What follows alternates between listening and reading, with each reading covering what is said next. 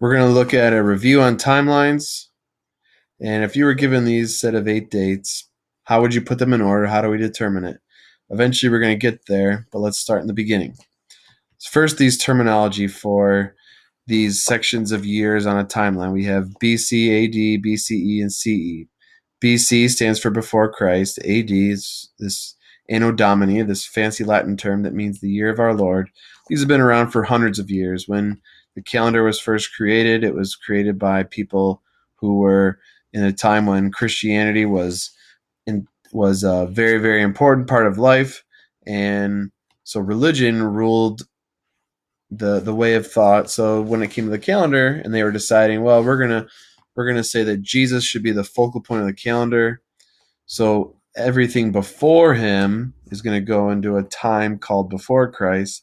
Everything after his birth would be in this time frame what we call AD, which means in the year of our Lord. So it's everything before he was born and everything after he was born. And that's how they centered the calendar. But as time went on, in more recent years, people were more offended by the fact that Christianity was going to control the calendar. So they came up with new terms that are non religious. And those were before Common Era and then CE, which means Common Era. So just like BC and AD, we're dividing up into two different chunks of time on the timeline. We have the past, or the further past, which would be BC or BCE, and then in the more recent years, which are CE or AD. However, BC really is the same thing as BCE, and AD is the same thing as CE. What I mean by that is if there's a year, 2000 BC, that's the same thing as 2000 BCE. There's no difference, it's just the terminology is different. AD and CE, same thing. The year right now is 2016. That's 2016 AD or 2016 CE. It's just a matter of preference. When I look at this timeline here, if we go from left to right, this is the easier one. AD and CE, these are the more recent years. They go the way you would expect. You have 50, then 500, then 2000. As you move from left to right, the numbers are increasing, just like it would on a normal number line that you're used to in math. Numbers increase when you move from left to right. This is easier to figure out in a timeline. The part that students get hung up on sometimes is the BC and BCE. Well, here it's the opposite. These are the older dates. So if this is year one, then everything before this would be in the BC or BCE timeline. So if you're really close to year one, then you're more like 1 BC. And as I go further back, it's 2 BC, 10, 50, 100, 1,000, 2,000, 5,000, and just keep going. The numbers increase going this way from right to left, which throws off some of you who are used to thinking like a normal number line. So on here, the year that is closest to year one would be 50 BCE. So that one would be right about there. Then 500 BCE would be next. And then finally, the oldest year out of all three of these is 2000 BCE, because what these really mean would be the number of years before the Common Era begins. So like if let's say the Common Era begins in year one, or if it's AD, the year of our Lord begins in year one, then the further we go back in time, the number gets larger because it's more years before Christ or before the Common Era begins, before this year one. So the larger the number for BC or BCE, the further it is to the left. So it's the opposite of the way that the numbers are on the right side, the AD and CE. Some practice here. Here's a timeline set up. I have year one, which is right here. Then on the right, I have the AD or CE dates. On the left, I have the BC or BCE dates. All of our practice ones here are listed as either CE or BCE. Let's start with the easier ones on the CE side. How about this one? 250 CE.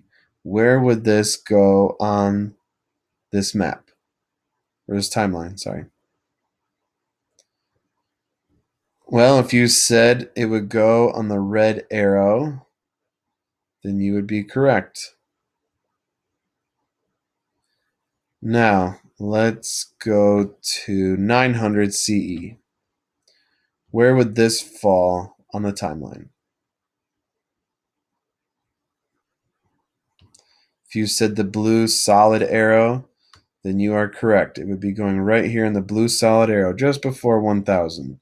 This is the side of the number line that makes the most sense. Now let's try the other side. Let's start with 600 BCE. Where do you think it belongs? If you said the solid black arrow, then you are correct. Because here's 500. 600 BCE would be further back in time because it's, instead of it being 500 years before year one, it's 600 years before year one, or before the common era. If we're saying year one means the common era or the birth of Christ, that's year one. So here, 600 BCE is further back than 500, so it should go right here. Now let's look at 200 BCE. That one goes right here at the black dashed arrow. Sorry for the overlap. And then finally, 1200 BCE. It's either going to go in the red dashed arrow or the green dashed arrow. What do you think? It's going to go on the red dashed arrow. Right here is 1000. 1200 is bigger than 1000, so we're going further back in time. 1200 years is further back in time before year one than 1000 years. So when it's further back, you have to move to the left. All right, right here, let's put these in order. I have a black box of 1030 AD, an orange one of 90 AD, and a red one of 450 AD. What is the correct order? Well, if you said it goes orange, then red, then black, then you are correct. 90 AD is the oldest, and then 450 AD is second, and 1030 AD is third. These are the easier side because we're looking at the AD, or this is also CE. Either one would be fine. When we go from left to right, the number is smaller, and then it works like a normal number line. It increases from left to right. How about this side here, the BC side? Put these in order from oldest on the left to most recent on the right. All right, let's start with the oldest. The oldest BC date is going to be the biggest number because it's the most number of years before Christ. So here the biggest number is 3300 BC. And from there, we just fill in from left to right going, what is the second biggest number? That would be this 3000 BC date. Then the next biggest number is 2350. 1500 would be the next year. And then 200 BC would be the most recent out of all of these dates because they're all BC. So to find the newest date of BC, you find the lowest number because that would be the least amount of years until year one. So like, let's say we have a timeline all the way across here. Let's say year one is right here. 200 is the fewest number of years compared to the other five. Now looking at this is how we started with a whole mix-up of dates. And after I organized it, it looks like this. 3300 BC is the oldest, and you go across 3000, 2350, 1500, all the way to 450 AD is the most recent date.